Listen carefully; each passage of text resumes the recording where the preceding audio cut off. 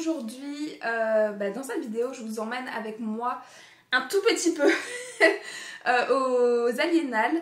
Donc c'est un salon littéraire qui se déroule tous les ans à cette période à Lille. Et je pense que ce vlog honnêtement va être assez petit parce que au moment ici où je tourne la vidéo, je suis le lendemain des Aliénales. Je pense que j'ai quasiment pas filmé en fait, enfin vraiment très peu de ce qu'il y avait sur place. Déjà parce que j'y suis restée beaucoup moins longtemps que d'habitude. Vraiment j'ai fait ma virée entre deux. D'habitude j'y reste vraiment des heures et des heures. Ici ça n'a pas été le cas. Puis pareil quand j'y vais les autres années, il y a beaucoup plus de copines. Ici j'étais juste avec Margot, donc je me voyais mal juste arrêter de lui parler pour juste filmer entre deux ou quoi. Que d'habitude voilà, si on est plusieurs on peut se mettre un peu en décalage ou quoi. Donc voilà. Et puis de manière générale, parce que cette année, même si j'aime toujours y aller etc, il y avait quand même moins d'auteurs qui m'intéressaient, moins de livres que je voulais faire dédicacer. J'ai aussi fait moins d'achats parce que j'avais eu beaucoup de gros achats à faire pour ma maison etc, en dehors. Donc vraiment j'ai été hyper sage, spoiler alert, je n'ai rien acheté au salon. Mais du coup voilà, ici je vous laisse donc en petit temps avec les images que j'ai filmées donc hier au salon. Et puis je vous retrouve du coup juste ici. Coucou tout le monde, je vous retrouve d'abord dans ma voiture parce que là en fait je quitte ma nuit du boulot et je suis déjà à mi-chemin pour aller aux Aliénales vers Lille. Et du coup voilà, donc le plan c'est de retrouver Margot, donc des livres plein les yeux sur place. Elle aurait déjà un peu d'avance pour moi, donc j'espère que nos dédicaces vont se goupiller l'une l'autre. Et à mon avis cette année je resterai un petit peu moins longtemps que d'habitude. J'ai moins de personnes à aller voir aussi. Donc let's go, on va se mettre en route.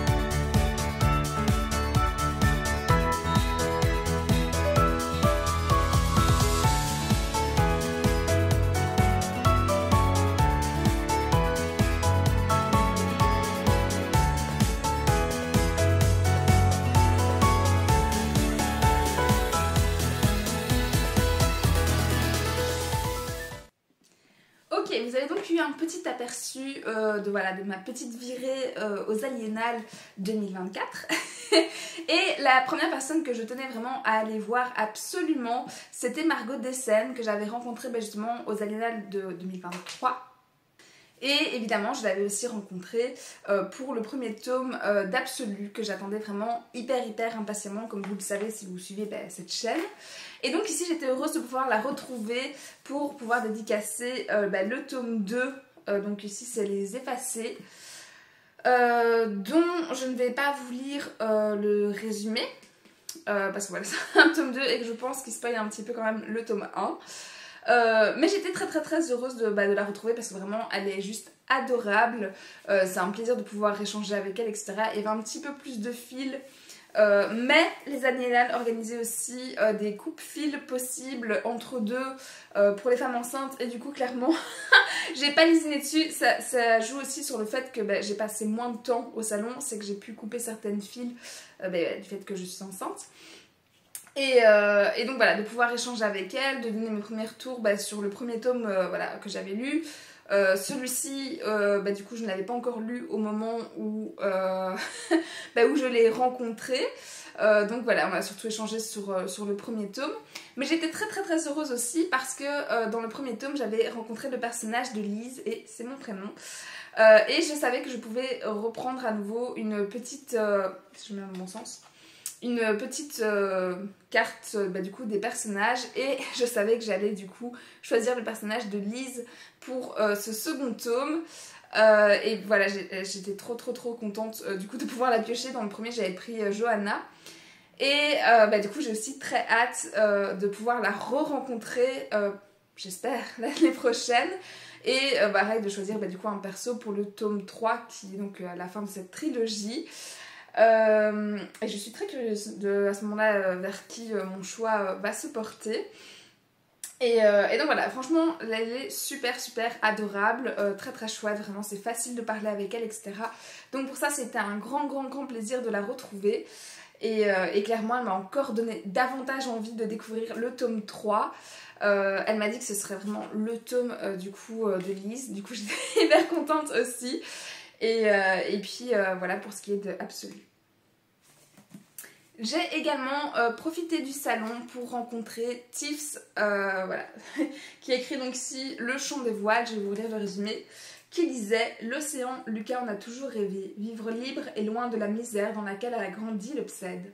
Peu importe qu'elle soit une femme, sa détermination est sans limite et elle compte bien prendre la mer. Quand le capitaine de l'Andavour l'intègre à son équipage en dépit des convenances, Lucas semble toucher son rêve du bout du doigt. Mais passé l'euphorie du départ, la vie à bord se révèle impitoyable sous les ordres de l'intransigeant et mystérieux maître-coq Axel. Lucas cherche à trouver sa place malgré le sexisme et la superstition légendaire des marins, alors que la véritable raison de sa présence sur le navire lui échappe encore. » Et du coup, c'est un livre que j'avais lu durant cet été, si je ne dis pas de bêtises. Et vraiment, je l'avais vraiment beaucoup aimé. Je vous en ai reparlé dans un bilan de je ne sais plus quel mois. J'avais juste profité d'une semaine de soleil, ça je me rappelle, mais je ne sais plus si c'était en juin, juillet ou août. Je sais plus. Enfin bref. je vous en avais déjà parlé. Et vraiment dans les livres de piraterie, c'était du coup un one-shot que j'avais vraiment apprécié. Et donc de pouvoir rencontrer Tiffs, c'était très chouette. D'autant que du coup voilà, ceci moi je l'avais reçu pour mon anniversaire. Et c'était du coup le collector qu'on pouvait se procurer grâce à la campagne Ulule. Du coup on a échangé par rapport aussi à cette campagne, comment ça s'était passé, déroulé, etc. J'ai été très étonnée du nombre de personnes qui ont financé cette campagne et donc qui ont acheté ce livre et qui en collector. Et qui en fait ne se sont jamais manifestés une fois que la campagne a été réussie. Et donc elle a encore plein d'exemplaires chez elle, de gens qui n'ont pas réclamé. Et voilà, juste incompréhensible le truc, mais il y en avait vraiment beaucoup. Et donc on a vraiment parlé de voilà, comment ça s'était passé, cette semi-autodilution, du coup la participation des gens, les différents stades pour avoir voilà, le jaspage, des trucs comme ça, les cartes, etc. à l'intérieur, tout ça. Et puis forcément voilà, de l'histoire, du dénouement des derniers chapitres, etc. Donc voilà, c'est très chouette. Pareil aussi comme échange, c'était très enrichissant. Elle avait plein de choses à dire, elle est très bavarde. Et Margot qui la connaissait aussi un peu mieux, elle parlait voilà, d'autres bouquins, d'autres échanges qu'elles avaient eu à côté vu qu'on l'a vu ensemble. Et du coup voilà pour ce qui est du chant des voiles. Puis chaque année, je pense, je vois Aurélie Wallenstein à ce salon. Et du coup j'ai beaucoup de livres de Wallenstein qui sont déjà dédicacés. Mais j'en avais un de retard dans ma bibliothèque. Et il s'agit de celui-ci, donc Le Roi des Fauves. Je ne sais pas en quelle année il était sorti. Mais en fait c'était son tout premier. Je sais pas si je vais retrouver l'info. 2015. Voilà. Donc elle avait commencé à sortir ses livres chez Scribner à chaque fois en 2015. Et autant tous les autres, peut-être sauf un, je les avais lus.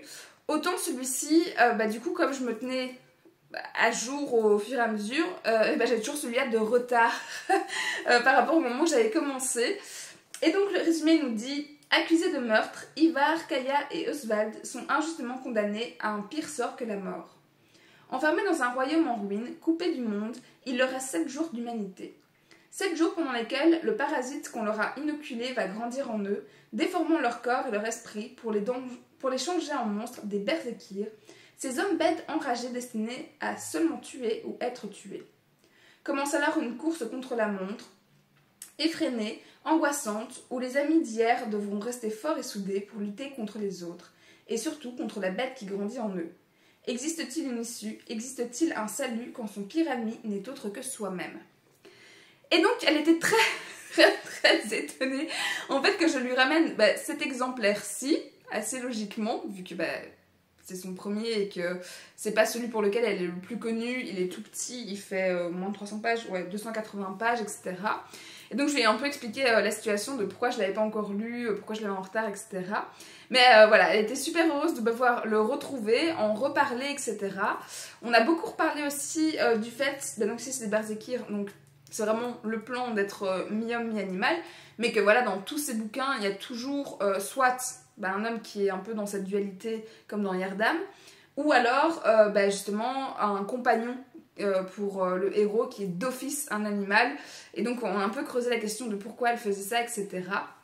Pour avoir la réponse, je vous laisse lui poser la question directement. Et du coup voilà, donc c'était chouette parce que franchement c'est un livre qui date depuis quelques années dans ma pile à lire. Et du coup, au moins, le fait de pouvoir en reparler avec elle m'a redonné envie de le sortir. Je pense qu'il est plus que temps, parce que c'est vraiment une grosse relique de ma bibliothèque alors qu'il est tout petit. Et clairement, je pense que lui, il est dans le top de ceux que je veux intégrer, du coup, pas ici au Pumpkin qui est en cours, mais au Colvitton Challenge qui suivra, parce que voilà, c'est juste pas correct de laisser un Wallenstein comme ça aussi longtemps dans sa bibliothèque, donc il est vraiment temps que je remédie à ça, et du coup, clairement, cet échange aura au moins ravivé cette flamme, et du coup, j'étais très contente de pouvoir en parler et de la revoir une énième fois, juste pour ça. Ensuite, le dernier livre déjà que j'ai fait dédicacer, et là clairement j'ai profité du fait qu'il était là, qu'il n'y avait pas trop de fil, etc. pour revoir Ariel Holmes, et donc c'était les Royaumes Immobiles, le règne des chimères, donc là c'est le tome 2. Je ne vais pas vous lire pareil le résumé vu que c'est un tome 2, mais j'ai le tome 1 sous la main aussi. Donc c'est la princesse sans visage ici, qui nous disait: dans les royaumes immobiles, l'existence est contrôlée par 4 monarques. Sans eux, la réalité serait réduite à un flot d'énergie magique et chaotique.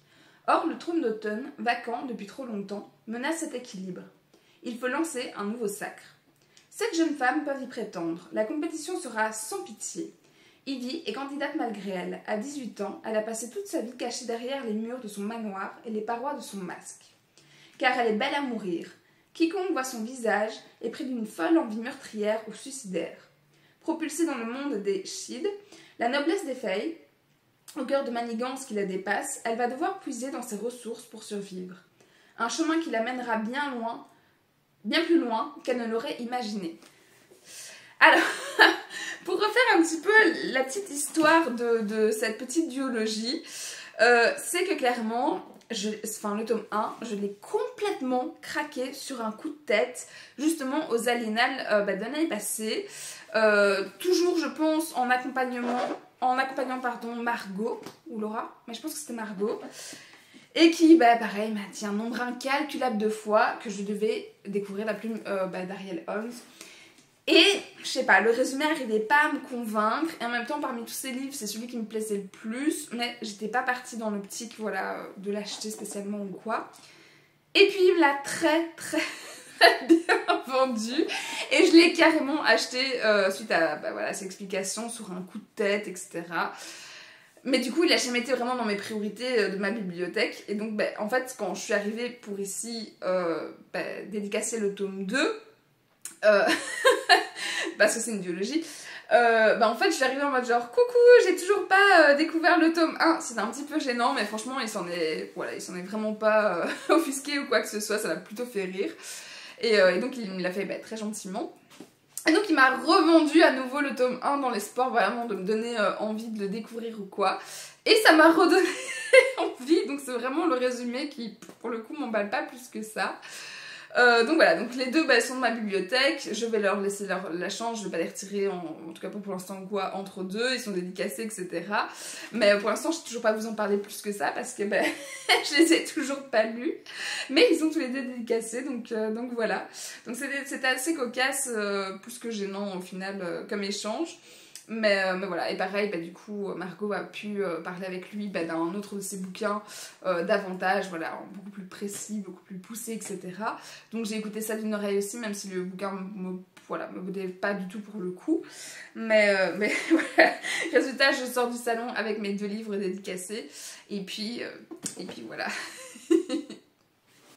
Et je vous disais que c'était le dernier livre que j'avais donc dédicacé. Je vous ai dit aussi que je n'avais pas effectué d'achat cette année. Franchement, qui réussit à faire ça d'habitude? Aller à un salon littéraire sans acheter aucun bouquin. Je suis la bête noire des auteurs cette année. Autant l'année passée, j'avais vraiment craqué plein de livres sur un coup de tête, pas possible, etc. Autant ici, vraiment, je vous dis, les dépenses ont fait que je suis quand même restée vachement raisonnable du coup. Mais j'étais bien embêtée aussi parce que il y avait Victor Dixon et vous le savez, je l'adore.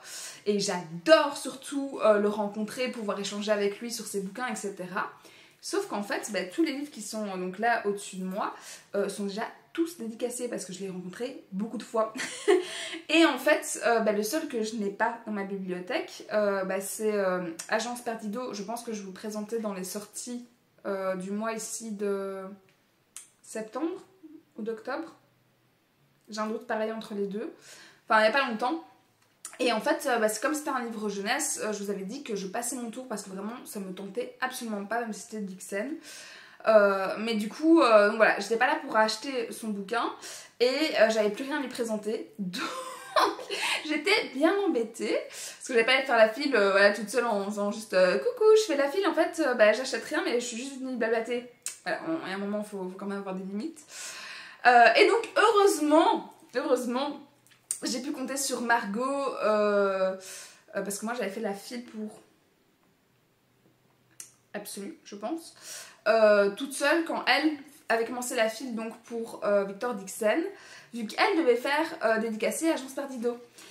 Et puis finalement elle a été un amour, moi ça a pris beaucoup plus de temps que prévu. Mais du coup elle allait se passer quand même 1 ou 2 personnes avant à chaque fois pour reculer dans la file pour que je puisse aller avec elle et que du coup on puisse être à 2 au moment où on allait parler, échanger avec Victor Dixon. La fan débile ici. Mais du coup voilà, donc c'était chouette, j'ai écouté ça d'une oreille, on a discuté un petit peu, blablaté en dehors ou quoi. Et j'ai essayé de lui reposer des questions parce que quand j'avais été à la dédicace de Bruxelles en mai ou en juin, j'hésite pareil entre les 2 mois, pour faire dédicacer, là c'était Vampiria, le dernier tome, donc le tome 5. Il nous avait lâché l'info qu'il était en train d'écrire un livre mais là qui serait vraiment adulte, donc plus young adulte, plus jeunesse, donc vraiment adulte.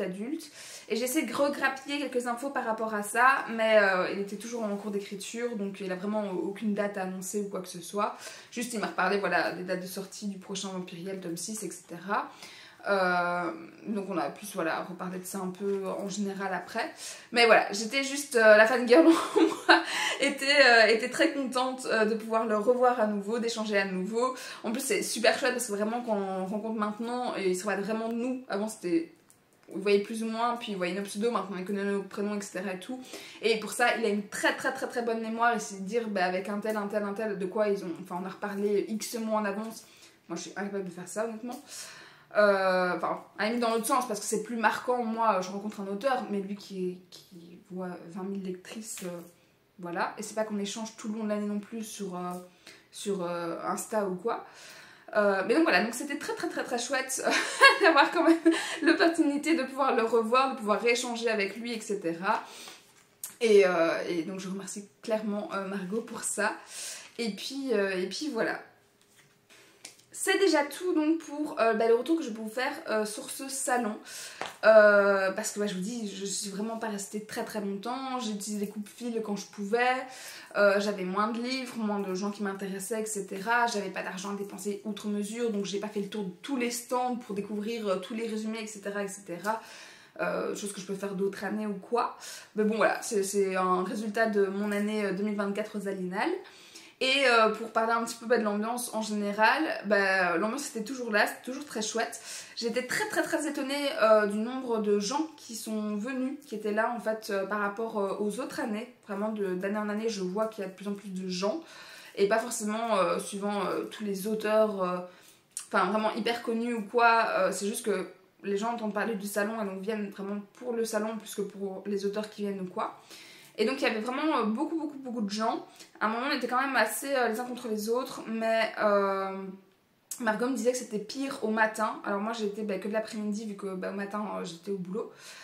Mais déjà comme ça je l'ai vraiment senti la différence. Donc ça j'espère que d'année en année si ça continue à se développer, à ramener autant de gens, ils ont d'autres salles et qui pourront ouvrir d'autres salles pour vraiment étendre le truc.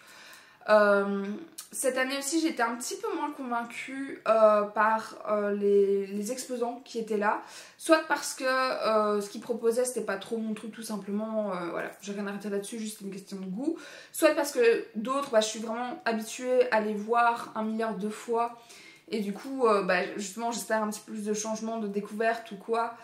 Après il y en a qui sont toujours fixes et que je suis toujours heureuse de les voir, mais il y a aussi des stands, tout ce qui est cosplay, je suis heureuse de les voir, je trouve ça magnifique, mais pareil j'ai pas le budget en fait pour me faire des cosplays comme ça et du coup juste chaque année je baffe devant et puis c'est tout.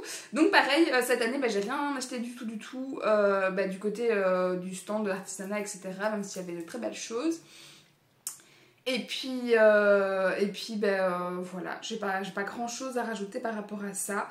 J'espère que voilà, juste ça vous aura intéressé de pouvoir jeter un petit coup d'œil sur le salon, de comment c'est, à quoi ça ressemble, etc.